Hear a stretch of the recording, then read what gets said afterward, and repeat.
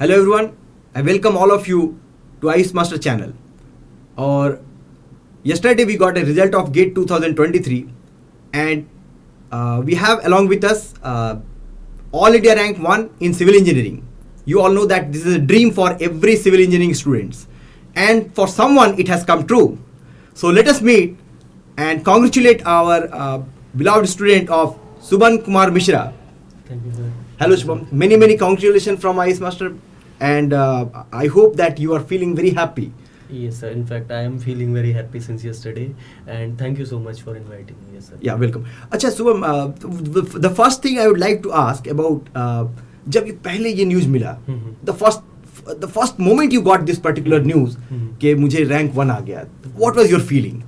Sir feeling first of all इसका answer थोड़ा वैसा है कि मतलब अनएक्सप्लेनेबल वाली चीज़ है कि इसको सिर्फ फील किया जा सकता है when you get it. Basically वैसा रहता है कि 2-3 घंटे से आप इंतज़ार कर रहे हैं कंटिन्यूसली, आप अपने रैंक मतलब वो साइट को लोड कर रहे हैं, बार बार देख रहे हैं क्या पता अभी आ गया हो, फिर अचानक से वो बीच में वो साइट खुल जाती है, वहाँ पे आपको दिखता है सिंगल, जबकि आप एक्सपेक्ट भी नहीं कर रहे हैं कि सिंगल डिजिट रैंक आने वाली है. मे बी सिंगल डिजिट भी ना है क्योंकि मार्क्स जितना था उसमें प्रीवियस ईयर्स में नहीं आया इतना. Okay. तो it was very sir good feeling basically. तो अच्छा एग्जाम लिखने के बाद जी सर.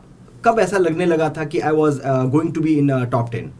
सर फ्रेंकली टॉप 10 वाला फीलिंग तब आया था जबकि उनका जो एक रिस्पॉन्स की होता है Okay. वो रिलीज हो जाता है. फिर रिस्पॉन्स की आप डिफरेंट प्लेटफॉर्म्स पे चेक कर सकते हैं कि बेसिकली आपका टोटल मार्क्स कितना आ रहा है. Okay. और बाकी स्टूडेंट से भी कंपेयर कर सकते हैं कि कितना लगभग आप स्टैंड कहाँ कर रहे हैं, क्या रैंकिंग बन रही है. वो सब देख के ऐसा लग रहा था कि maybe I can make it to top 10.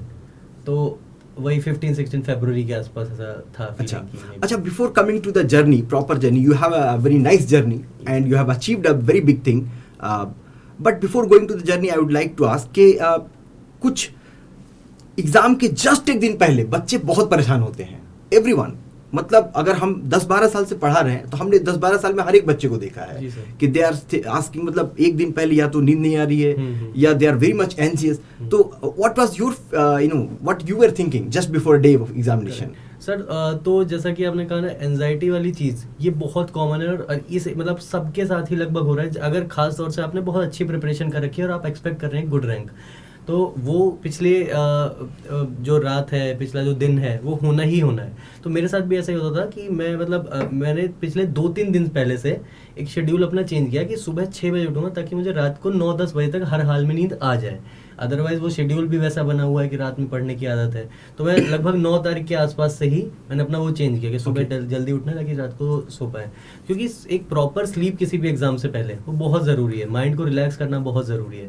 तो उसके लिए थोड़ा सा वो बनाना, रिदम में आना जरूरी है सर कि उसी टाइम जग रहे हैं उसी टाइम सो रहे हैं. So Shubham, basically apart from your regular journey मतलब एक प्रिपरेशन करने वाला जो स्टूडेंट होता है वो क्लासेस अटेंड करता है, पूरे सिलेबस को कवर करता है, एग्जाम लिखता है, टेस्ट सीरीज लिखता है, साथ में स्टडी मटेरियल्स रिवीजन, ये बहुत प्रॉपर है, हर लोग करते हैं. What I would like to ask, apart from this regular journey, what is the most important memorable part you would like to share with us?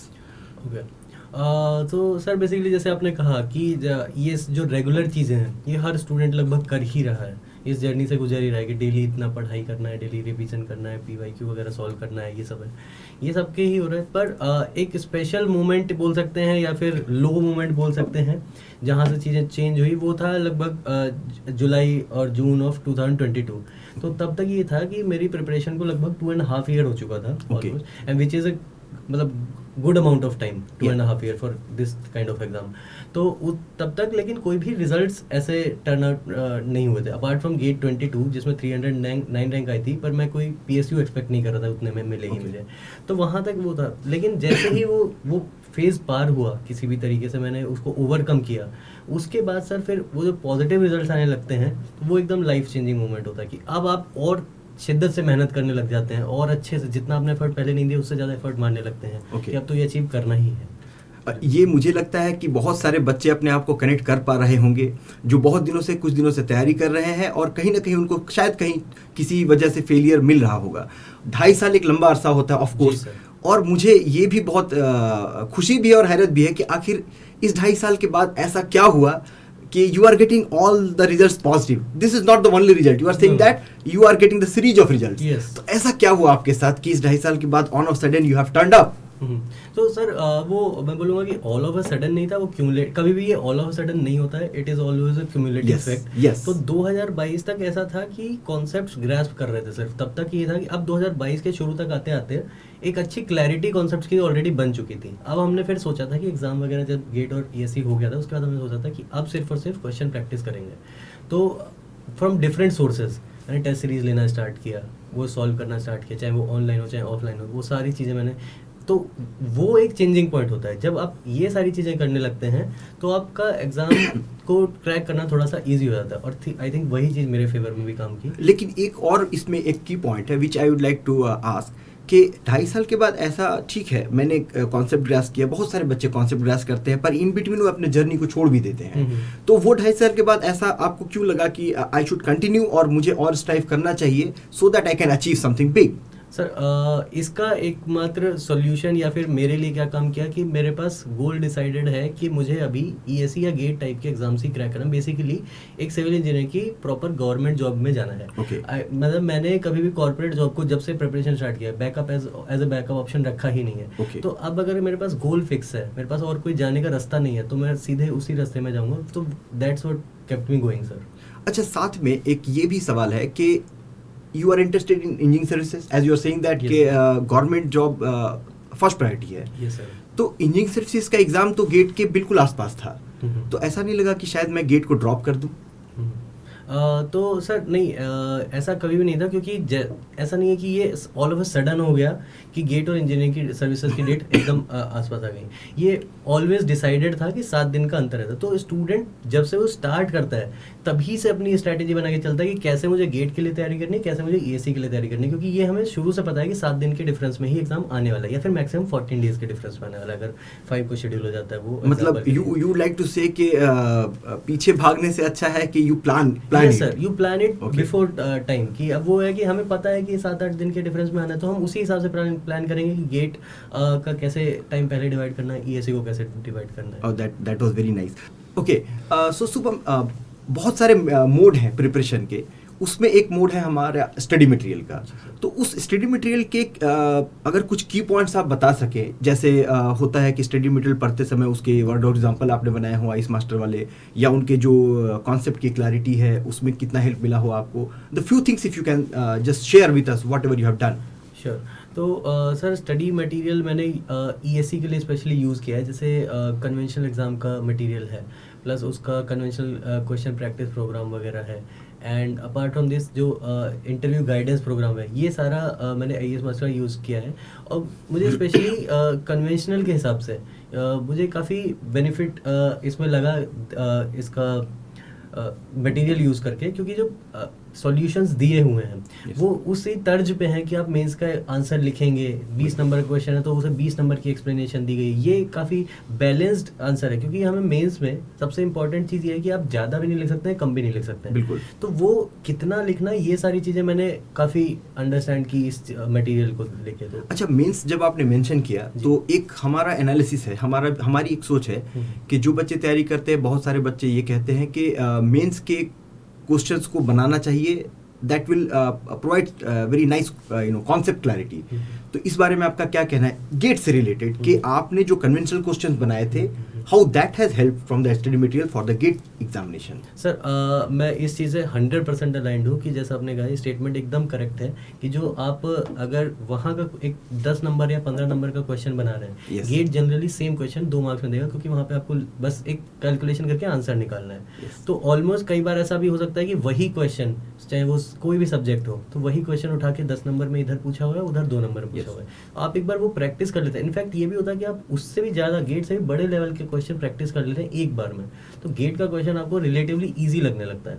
Yes. तो वो उसमें 100% हेल्प करेगा, क्योंकि दोनों का सेम अप्रोच हो जाती है। वहाँ भी एक न्यूमेरिकल टाइप का बड़ा क्वेश्चन आंसर करना है, यहाँ भी आपको न्यूमेरिकल टाइप। बिल्कुल। वहीं पर मुझे लगता है कि ये एक एक्स्ट्रा एज देता है, जो स्टडी मटेरियल में जो कन्वेंशनल क्वेश्चंस हैं उनको सॉल्व करने के बाद मुझे लगता है कि बहुत सारे बच्चों ने शेयर किया है ये, कि मुझे गेट के एग्जाम्स में जो छोटे छोटे क्वेश्चंस आए हैं या 2 नंबर के क्वेश्चंस आए वो बनाने में काफ़ी आसानी लगती है उनको फिर। इनफैक्ट मतलब गेट का है ही, गेट में डेफिनेटली हेल्प करता है, क्योंकि गेट का तो मुझे लगता है 10 नंबर का, ईएससी के 10 नंबर का, गेट का तो आइडेंटिकल क्वेश्चंस है, क्योंकि 10 नंबर में वो नहीं एक्सपेक्ट करता कि आप पन्ने भरेंगे बहुत सारे।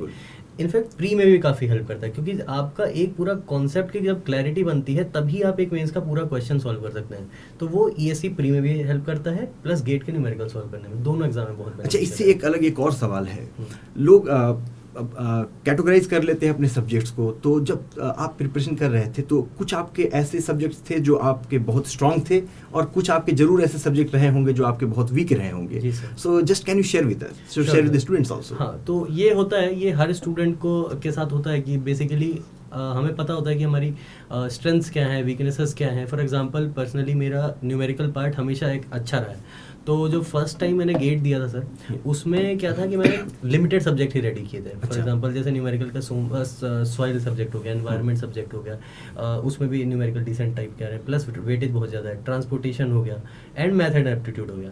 ये सब्जेक्ट मैंने फर्स्ट टाइम में प्रिपेयर किए और हमेशा मेरी स्ट्रेंथ ही रही है कि न्यूमेरिकल वाले सब्जेक्ट में करके, अगर थ्योरी वाला पार्ट में थोड़ा नंबर कॉम्प्रोमाइज़ भी करता है तो मैं उसे वहाँ पे वो करने की कोशिश करता हूँ, उसे मेकअप करने की कोशिश करता हूँ हमेशा से। तो उसके लिए हाँ, एक और चीज़ है कि कैलकुलेशन स्ट्रांग होनी चाहिए, ये सारी चीज़ें भी बहुत मैटर करती हैं if you are writing ESC examination specially. तो एक बैलेंस बनाना स्टूडेंट को बहुत ज़रूरी है कि मेरी स्ट्रेंथ के अकॉर्डिंग, अगर मेरी स्ट्रेंथ है न्यूमेरिकल सब्जेक्ट तो उसमें थोड़ा मुझे ज़्यादा फोकस करना चाहिए, क्योंकि एफिशिएंसी बहुत ज़रूरी है हर किसी भी एग्जाम में। अगर आप उसके 100 क्वेश्चन में 90 कर पा रहे हैं तो बहुत अच्छी बात है ये चीज़। अच्छा, तो एट दिस मोमेंट पहले जो आपने प्रिपरेशन की थी, नॉट फ्रॉम दैट साइड, पर अभी इस मोमेंट पे just before the GATE examination मैं पूछना चाहूँगा कि कौन से सब्जेक्ट्स थे जो आपके वीक थे? सर ये, और मे बी वीक आप ना रहे हो, बट मे बी होता है स्टूडेंट खुद सोचता है कि मुझे शायद इसमें थोड़ा वीकनेस है। बिल्कुल सर, गेट के अगर पर्सपेक्टिव से देखें तो बीएमसी ऑल तो ज़्यादा पूछा नहीं जाता है, पर बीएमसी मेरा चाहे गेट हो चाहे तो हमेशा से वीक सब्जेक्ट है। So once again theoretical one. जहाँ भी theoretical आता है वो थोड़ा सा प्रॉब्लम होती है। प्लस जैसे हाइड्रोलॉजी सब्जेक्ट है जिसमें कई बार एम्पिरिकल इक्वेशंस वगैरह आ जा रही हैं, बहुत सारी कई बार चीजें हैं जो मेमोराइज करनी है जिसका कोई ऑल्टरनेटिव नहीं है। तो वो सारे सब्जेक्ट्स थोड़ा सा पीछे से रहे हैं, बैकफुट पे रहे हैं, पर इतना मतलब फिर भी मैंने उनमें इतना एफर्ट दिया है कि अगर मान लीजिए एक इजी क्वेश्चन आ जाता है तो एटलीस्ट वो मैं अप्रोच कर पाऊँ। ये हमेशा स्ट्रैटेजी रही है कि टफ क्वेश्चन अगर मेरे वीक सब्जेक्ट का आ जाता है तो मैं उसे छोड़ दूंगा स्ट्रेट अवे, लेकिन अगर इजी क्वेश्चन आ जाता है तो मैं उसे अप्रोच करूँगा। अच्छा, पढ़ाई के दौरान, प्रिपरेशन के दौरान ऐसा भी होगा जैसे कोई पर्टिकुलर सब्जेक्ट है, सपोज कोई भी एक सब्जेक्ट ले लेते हैं, जैसे मान लेते हैं स्ट्रक्चर हो गया। अब पढ़ते समय ऐसा कभी हुआ है कि यार स्ट्रक्चर में एक काम करते हैं, शायद स्टिफनेस वाला पार्ट को थोड़ा करना मुश्किल हो रहा है तो उसको अभी रोक लेते हैं, या किसी भी सब्जेक्ट में मे बी सॉइल में लग रहा हो शायद स्टेबिलिटी ऑफ स्लोप को थोड़ा कम देखा हो, ऐसे कुछ एक सब्जेक्ट्स और कुछ टॉपिक्स होंगे जो अगर पूरा उसमें थॉरो नहीं हो पा रहे तो क्या उसे मैनेज किया था आपने, और अगर मैनेज किया था तो जस्ट शेयर विद देम। जी सर, तो ऐसा डेफिनेटली ऐसा होता है कि कुछ टॉपिक्स हैं जो आपको दिमाग में नहीं घुसेंगे, मतलब या फिर वो बहुत एफर्ट लेंगे तब जाके कहीं पे दिमाग में घुसेंगे। तो मैं जनरली ऐसा आइडेंटिफाई करता था कि कौन से टॉपिक्स ऐसे हैं जिनकी इसी सब्जेक्ट में आगे जाके आपको जरूरत पड़ सकती है। मे बी कई होते हैं टॉपिक्स कनेक्टेड होते हैं, तो अगर वो नहीं समझ में आ रहे हैं तो इसका मतलब ये हो गया कि आपको वो आगे वाला पूरा सब्जेक्ट जो है वो खराब होने वाला है। उन पे चाहे कितना भी टाइम लगे, मुझे देना है टाइम, वो मुझे टॉपिक सीखना है। लेकिन अगर कोई आइसोलेटेड टॉपिक है जिसका आगे उतना यूज नहीं है, जैसे एग्जांपल कोई भी एक टॉपिक हो सकता है, वो मैं कई बार अगर मुझे बहुत देर तक नहीं समझ में आ रहा तो टाइम ऑप्टिमाइजेशन की वजह से उसको उस टाइम पे छोड़ भी सकते हैं। मे बी वो इस टाइम स्ट्राइक नहीं करेगा, कभी और स्ट्राइक करेगा, पर वो आइडेंटिफाई करना जरूरी है कि इसकी कहीं आगे जरूरत तो नहीं पड़ेगी, अदरवाइज वो पूरा सब्जेक्ट जो है वो एक डोमिनो इफेक्ट एक तरीके से होता है कि वो पूरा बिगाड़ देता है उसे। सो ये बहुत इंपॉर्टेंट मैसेज है उन बच्चों के लिए जो प्रिपरेशन में रिवीजन करते हैं, खास तौर से, या प्रिपरेशन के टाइम पे भी, which we have noticed very every time we are noticing it, कि कहीं अगर वो स्टक कर गए, अब वो रुक जाते हैं वहाँ। अब वहां से जो आसानी है ना, तो हमारे कहने के बाद भी उनको ऐसा लगता है कि नहीं मैं रुक गया हूँ, शायद पूरी दुनिया आगे बढ़ चुकी है। अब ऐसा है, now he is saying that you should understand कि ऐसा होता है हर किसी के साथ कि कहीं ना कहीं स्टक होता है, तो आपको उसे मैनेज करना है। अगर वो इंटरलिंक नहीं है, you should move on, then you should grab it, maybe later on you will be able to understand that particular topic at some point of time। कई बार कोई सेम चीज उस टाइम पॉइंट ऑफ टाइम पे strike नहीं कर रही होती है, किसी और पॉइंट ऑफ टाइम पे वो इजीली स्ट्राइक कर जाती है, बहुत बार ऐसा होता है, तो उसको हम छोड़ भी सकते हैं उस टाइम पे, क्योंकि टाइम ऑप्टिमाइजेशन प्रायोरिटी है किसी भी कॉम्पिटिटिव एग्जाम में। बिल्कुल। अच्छा, आपकी इस पूरी जर्नी में कोई एक ऐसा बैड मेमोरी रहा हो during preparation? Sir bad memory कहेंगे या जो भी, कि जो प्रिपरेशन स्टार्ट हुई थी वो हुई थी ऑलमोस्ट लॉकडाउन के टाइम पे। ओके। तो लॉकडाउन एज इन कि जनवरी में मैंने जॉब क्विट किया। अच्छा। उसके बाद से फिर मैंने इंस्टीट्यूट ज्वाइन किए। फिर उसके बाद ये था कि क्योंकि लॉकडाउन लग गया, अब किसी भी इंस्टीट्यूट का ऑनलाइन का इंफ्रास्ट्रक्चर रेडी नहीं है, तो उस टाइम पे एकदम स्टैग्नेशन आ गया, ना मैं खुद से कुछ पढ़ पा रहा हूँ, ना मुझे अभी कहीं से कंटेंट कुछ मिल रहा है। तो वो एक ऐसा पॉइंट ऑफ टाइम था, और उसमें ये भी था कि जस्ट मैंने जॉब छोड़ी थी, तो सैलरी आना भी बंद हो गई थी। तो वो एक ऐसा मेरा पीरियड शुरू का भी रहा है जिसमें थोड़ा सा मैनेज करना डिफिकल्ट है, ट्रांजिशन पीरियड टाइप का था। पर उसके बाद हाँ, चीज़ें कंट्रोल में धीरे धीरे लेना शुरू किया, तो चीज़ें मैनेज हो गई सर। दैट ये सुन के अच्छा लगता है, क्योंकि बहुत सारे बच्चे ऐसे थे जो कोरोना के टाइम पे या किसी और वजह से भी अगर उनका छूट जाते हैं स्टडी, फिर वो छोड़ देते हैं, फिर उसके बाद वो दोबारा हिम्मत नहीं जुटाते हैं कि मुझे तैयारी कर लेनी चाहिए। That is good. अच्छा, एक और बात पूछना है कि आखिर ये लास्ट कम से कम 1 ईयर में, हालांकि पहले तो जो आपने जर्नी की, लेकिन आखिरी लास्ट 1 ईयर में या आखिरी 8 महीने में मुझे बताइए एक शॉर्ट में कि आखिर ये टाइम मैनेजमेंट करते कैसे थे, along with how many hours you were sitting for the study और you are giving for that? ये सर, तो बेसिकली लास्ट 8 महीने में मैंने एक बीच में टाइम था जिसमें ईएससी मेंस, थोड़ा सा टाइम था जिसमें ईएससी मेंस की कोचिंग चल रही थी, तो वहाँ पे मेरा टाइम ज़्यादा था। उसके अलावा मोस्टली जितना रहा है मेरा सेल्फ स्टडी रहा है लास्ट के 8 महीने में। तो सेल्फ स्टडी में मेरा अप्रॉक्सीमेटली 8 to 9 आवर्स रहा है कि इतना टारगेट करना है। उससे ज़्यादा किसी दिन हो जाए तो अच्छी बात है, किसी दिन कम हो जाए तो भी मैनेजेबल है, बट हाँ, ऑन एन एवरेज मैं ये चाहूँगा कि 8 to 9 आवर्स मेरा खींचे। उसमें अब मैं ये चाहता हूँ अगर 8 to 9 आवर्स पढ़ रहा हूँ तो मैं 80-20 एक टाइप का रूल है कि बेसिकली आप 80% फोकस कीजिए, या तो वो प्रीवियस ईयर क्वेश्चंस हों या वो कोई नए सेट ऑफ क्वेश्चंस हों, चाहे वो ऑनलाइन टेस्ट सीरीज हों या फिर कोई भी मटेरियल से नए क्वेश्चंस हों, और 20% टाइम उसको एनालाइज करने में लगाना है हमें कि हमने गलती कहाँ की है उन क्वेश्चंस में, उसका कॉन्सेप्ट मुझे आता है कि नहीं, तो अगर नहीं आता तो कॉन्सेप्ट रिवाइज किया इस चीज़ में। तो ये लगभग स्ट्रैटेजी रही है। 8 to 10 आवर्स को आप 80-20, 70-30 कुछ इस तरीके से डिवाइड कीजिए, ज़्यादा फोकस आप क्वेश्चंस पे कीजिए। So after listening that, I can understand that you are very much disciplined regarding this, है ना? Yes sir, you can say, मतलब जैसा मैंने बोला कि हर दिन ऐसा नहीं हो पाता कि आप 8 से 10 घंटे दे ही पाएँ, पर I try to stick to it. Okay. ऐसे मोमेंट्स आएंगे कि आप 1-2 दिन कंटिन्यूसली नहीं पढ़ पा रहे हैं, तो उसमें इतना कोई गिल्ट फील करने वाली बात नहीं होती, क्योंकि वो स्टूडेंट है, ह्यूमंस हैं, सबके साथ ऐसा हो रहा है, तो ऐसा कुछ नहीं है। पर वो ये कोशिश करनी है कि लॉन्ग पीरियड ऑफ टाइम के लिए ऐसा ना हो कि 7-8 दिन 10 दिन इसी में चले जा रहे हैं, 1-2 दिन सबके साथ होता है। तो आखिरी के करीब 6 महीने में पढ़ने के अलावा कुछ रिफ्रेशमेंट के लिए क्या यूज़ करते थे? सर रिफ्रेशमेंट हमेशा, जैसे मैं अभी घर पे रह के सेल्फ स्टडी कर रहा हूँ, Okay. तो उसमें रिफ्रेशमेंट के नाम पे यही होता है कि कुछ थोड़ा वॉक कर लिया, गाने सुन लिए उस टाइम पे, अदरवाइज कुछ अगर नया कंटेंट आया है ऑनलाइन OTT वगैरह पे वो देख लिया। वो हमेशा से ही पसंद है कि कुछ थोड़ा सा वो उसमें बेस्ट एंटरटेनमेंट ऐसा हो जाता है। प्लस वही है कि उसके साथ बिंज ईटिंग कर ली, ये सब ये थोड़ा सा रिलैक्स करता है आपके वापस आपको स्टडी करने के लिए मोटिवेट। बट ये करते करते कई बच्चों के साथ ऐसा होता है, they use to get in social media, right? और फिर वो यूट्यूब शॉर्ट्स देखना स्टार्ट किए, तो देन 1 घंटा 1.5 घंटा उसी में लगा देते हैं। तो सोशल मीडिया तो हर किसी के लिए इंटरेस्टिंग पॉइंट है। लगता है ना, क्या न्यूज आया, क्या ऐसा नया आया, जिसके लिए जो इंटरेस्टिंग है, जिसको गाना इंटरेस्टिंग है उसको लगता है क्या नया गाना आया। वो रिस्ट्रिक्शंस कैसे करते थे आप अपने आप को? सर फ्रैंकली मैंने कभी ऐसा, मतलब सोशल मीडिया से ऐसे बहुत लॉन्ग पीरियड टाइम के लिए मैंने अपने आप को वो दूर नहीं किया। जैसे कुछ लोग होते हैं कि अनइंस्टॉल कर दिया सारा, वो मैंने पर्सनली मैंने कभी नहीं किया, ना मुझे लगता है कि इतना मैं एडिक्टेड हूँ कि मैं उसमें 3-4 घंटा बिता दिया। क्योंकि जो नेटवर्क है उसमें मान लीजिए आपने 2 घंटा सोशल मीडिया को दे भी दिया, तो भी क्योंकि आपको 8 से 10 घंटे ही पढ़ाई करनी है, तो भी दिन में बाकी टाइम है इतना। बिल्कुल रिस्ट्रिक्ट करने की ज़रूरत नहीं है, क्योंकि अगर आपने बिल्कुल सारी चीज़ें रिस्ट्रिक्ट कर दी, सिर्फ पढ़ाई कर रहे हैं, तो आपकी एफिशिएंसी डाउन होगी, तो ओवरऑल इफेक्ट कुछ नेट मिलेगा नहीं। ओके। अच्छा, फिर से थोड़ा सा बैक जाते हैं, फिर से उस प्रिपरेशन वाले मूड में। टेस्ट सीरीज आपने कब स्टार्ट किया था देना? सर इस साल इस साल में मैंने जैसे ही मेरा मेंस का एग्ज़ाम जून में हुआ था, उसके बाद मेरे पास और कोई इमीडिएट टारगेट नहीं था, तो उसके बाद मैंने टेस्ट सीरीज देना स्टार्ट कर दिया था। This is very nice message because students were thinking always, और पूछते हैं वो हमेशा कि सर मेरा तो कुछ कंप्लीट नहीं हुआ, मैं टेस्ट सीरीज एग्जाम के 1-2 महीने पहले देते हैं।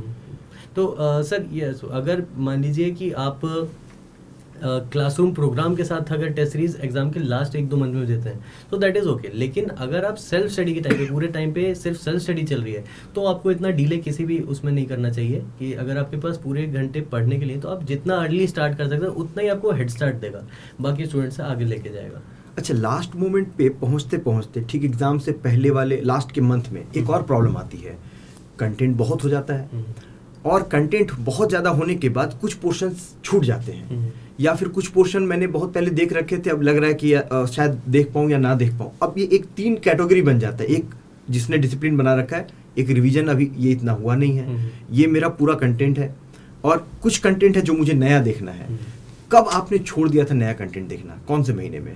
सर नया कंटेंट तो मैं बोलूँगा कि 15-16 जनवरी के आसपास ऐसा होता है, मतलब जब 1 महीना ESE गेट में लगभग बच गया है। उसके बाद अगर आप नई चीज़ को, क्योंकि नई चीज़ को करने में हमेशा टाइम ज़्यादा लगने वाला है, कि आप एक बार देख रहे हैं तो सेम कॉन्सेप्ट अगर नया है तो 2 घंटा लगेगा, मे बी आपने दिन भर पढ़ रखा है तो उसमें मे बी 20 मिनट लग रहे हैं। तो नई चीज़ को, तो वहाँ पे हमें क्योंकि टाइम ऑप्टिमाइज करना है, तो वहाँ पे मैंने नई चीज़ें पढ़ना छोड़ दिया था। मैंने कोशिश यही थी कि 15 जनवरी तक जितना भी ग्रास्प करना है उतना कर लेते हैं, उसके बाद सारा टाइम फिर प्रॉपर अपने आप को रिवाइज करने में ही लगाना है, प्लस एनालाइज करने में लगाना है कहाँ पे वीक पॉइंट्स रह गए, तो लेकिन नई चीज़ें उस पे छोड़ना है। अच्छा, साथ में ये जो नोट्स बनाते हैं हम, तो शॉर्ट नोट्स और long notes, which one you have prepared and how you have used it? तो सर बेसिकली कुछ 4-5 सब्जेक्ट्स के मैंने अपने प्रॉपर नोट्स खुद के बनाए। Which of them? For example transportation हो गया, ठीक है, इसके अलावा फ्लूइड मैकेनिक्स हो गया, ठीक है। बेसिकली जो भी मेरे कोर्स में सबसे मतलब शुरू से पहले पढ़ाया गया था, RCC हो गया, ये सब मेरे को कोर्स में पहले पढ़ाया गया था। तो शुरू में मैंने जो नोट्स थे वो प्रॉपर बनाए। 3-4 कोर्स के जो भी इतने बनाने के बाद मुझे ये लगा कि इससे मेरी इफेक्टिवनेस है वो थोड़ा सा ऐसा डिक्रीज ही हो रही है, मतलब मुझे उतना इफेक्टिव नहीं लगा कि अपने नोट्स बनाना इतना, मतलब ज़्यादा वक्त लिखने में ज़्यादा वक्त लिखने में जा रहा है। प्लस अगर मैं ऑनलाइन कोई क्लास ले रहा हूँ तो उसमें क्या हो रहा है, कई बार पॉज करके मुझे लिखना पड़ रहा है वो सारी चीज़ें, तो वो मुझे उतना इफेक्टिव नहीं लगा। तो मैंने उस टाइम पे स्ट्रैटेजी अपनी चेंज की। मैंने क्या किया कि दूसरे लोग के नोट्स, प्रीवियस ईयर वाले लोगों के नोट्स वो जेरोक्स कराना स्टार्ट किया, उस पर मार्किंग करना शुरू किया कि हाँ ये चीज़ इंपॉर्टेंट है, ये नहीं इंपॉर्टेंट है, और जो सर क्वेश्चंस करा रहे हैं वो एक फेयर कॉपी में करना चालू किया। ओके। तो उस पे मेरा फोकस ये रहता था कि उसी टाइम पे आप साइमल्टेनियसली में भी आप PYQ खोल के बैठ जाओ उतनी देर में, कि अगर कहीं पे आपको जहाँ सिर्फ लिखना पड़ रहा है वहाँ पे आप 2-4 चीज़ें एक्स्ट्रा देख सकते हो। तो वो मेरी स्ट्रैटेजी रही है आफ्टर 4-5 कोर्स, मतलब एक्सपीरियंस के बाद, कि मेरे लिए वो स्ट्रैटेजी काम नहीं कर रही है। बिल्कुल, और मुझे लगता है ये सबसे जेन्युइन आंसर किसी से भी वी वर एक्सपेक्टिंग, कि भाई स्टार्टिंग में हर किसी को लगता है कि हमें नोट्स बना लें, अगर दूसरे की बात से ना समझे, कि दूसरा ने कहा, मैंने कहा कि ठीक है बच्चों तुम नोट्स मत बनाओ, शॉर्ट नोट्स बना के रखना बाद में वो भी, लेकिन क्या है किसी किसी को लगता है जब तक मैं लिखूंगा नहीं खुद से तब तक होगा नहीं। तो it's better that start writing down, but do not leave that behind कि मैं लिख रहा हूँ, उसको एनालाइज करना है कि कितने आवर लग रहे हैं आपके, है ना? करेक्ट। और उसके बाद उसमें इम्प्रूवमेंट क्या है, Correct. और क्या ये बचाया जा सकता है टाइम किसी और काम के लिए, किसी और काम के लिए, प्लस क्या आप इससे इफेक्टिवली कुछ गेन कर रहे हैं कि नहीं। अल्टीमेट आपका गोल है कि आपको कॉन्सेप्ट सीखना है। Yes. अगर वो लिखने से आ रहा है तो गुड फॉर यू, मतलब ये आपको करना चाहिए। अगर ऐसा ज़रूरी नहीं है कि आप लिखे बिना भी चीज़ समझ सकते हैं, वो रिटेन रह रही है, तो वो ज़्यादा अच्छी चीज़ है। अच्छा, एक और बात, ये आईएएस मास्टर के टेस्ट सीरीज को जो आपने लिखा, then what you'd like to say regarding the compatibility of the test series questions with respect to the exam?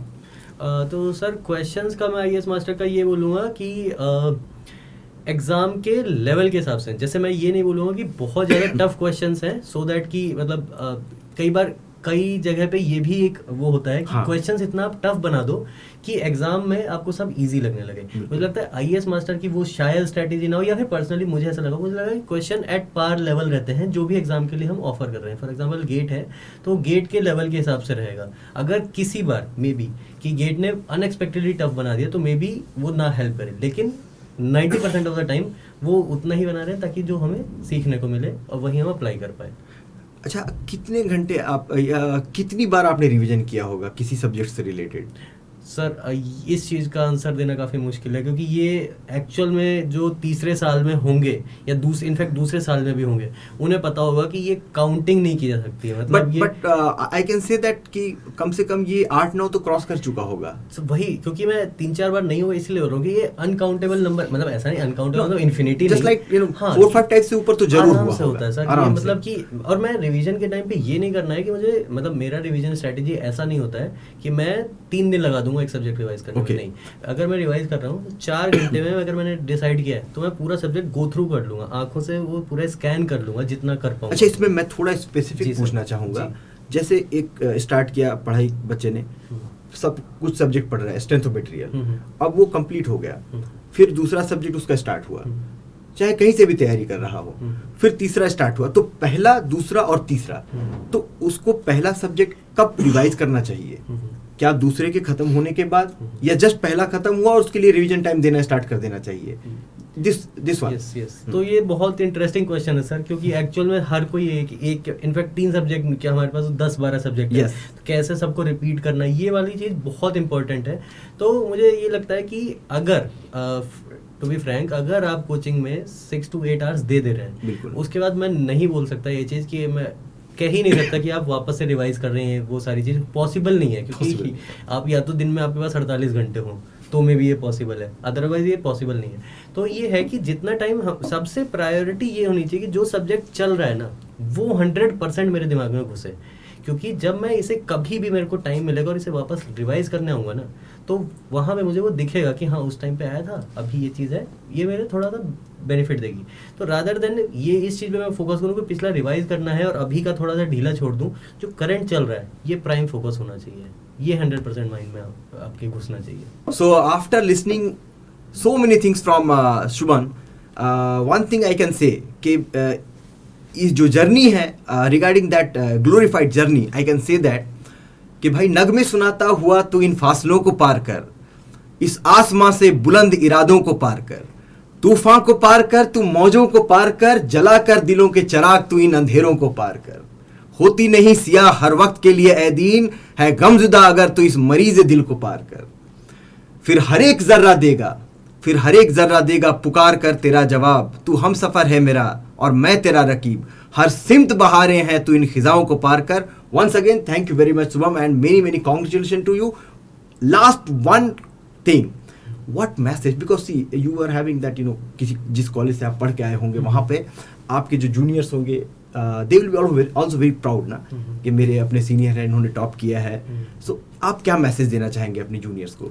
First of all thank you so much sir, and जो आपने शेर सुनाया काफ़ी अच्छा लगा सुन के। क्या मैं इससे पहले कि आंसर करूँ, मैं आपसे एक क्वेश्चन पूछा, क्या आपका एक खुद का पूरा लिखा हुआ है? बिल्कुल, काफ़ी अच्छा लिखा हुआ है sir. Thank you very much. तो उसके एक्चुअली ये बच्चे के लिए मैंने लिखा था। जब कुछ बच्चे थे, वो मैं उनको काफ़ी लाइक करता था, और प्रिपरेशन करते करते दे गॉट डिप्रेस्ड, तो मैंने उनको जोश भरने के लिए लिखा था। तो ये है भी बिल्कुल वैसा कि जिस टाइम पे स्टूडेंट अगर लोवेस्ट पॉइंट पे हो, और अगर वो अपने फेवरेट एजुकेटर से ऐसा कुछ सुन ले, या फिर फेवरेट जो कोई सीनियर है उनसे ऐसा सुन ले, तो वो मे बी उस फेज से थोड़ा सा उसे बाहर लाने में हेल्प करेगा definitely. Yes, of course we used to do that. So what message really you want to give? तो सर मेरा मैसेज फाइनली स्टूडेंट्स को यही है कि जो ये जर्नी है ये थोड़ी लॉन्ग हो सकती है, थोड़ी अप्स एंड डाउन्स वाली हो सकती है, हमको गिव अप नहीं करना है किसी भी पॉइंट ऑफ टाइम पे। अब कितने भी जब भी आपको कभी लो फील हो, अब प्रीवियस ईयर के जो भी टॉपर्स हैं, चाहे मतलब टॉपर्स मतलब फर्स्ट रैंकर नहीं, जितने भी रैंकर्स जिनके इंटरव्यू अवेलेबल है, अब देखिए सबकी जर्नी, आप देखिए सिमिलर ही आपको वो जर्नी मिलेगी, आपके जैसी ही वो जर्नी होगी। इस जर्नी में हमें बने रहना है, तो आप भी एक दिन अपने आप को वहाँ पाएंगे जहाँ पाना चाहते हैं। तो यही मेरा एक मैसेज है सर। तो Shubham, last one thing, you got a rank 1 in UP Metro also, right? Yes sir. So he got a rank in UP Metro, he got a rank 1 in GATE. Now we wish, we all Ice Master family wish you and congratulate and very much wishes for the upcoming examination for ES, and hopefully we will celebrate your hat trick, and we will be interacting with you for that after completion of that ES examination. Sure sir, thank you, and I am also looking forward to it sir. Yes, many wishes for that. Please go ahead. Thank you very much. Thank you sir. Thank you everyone.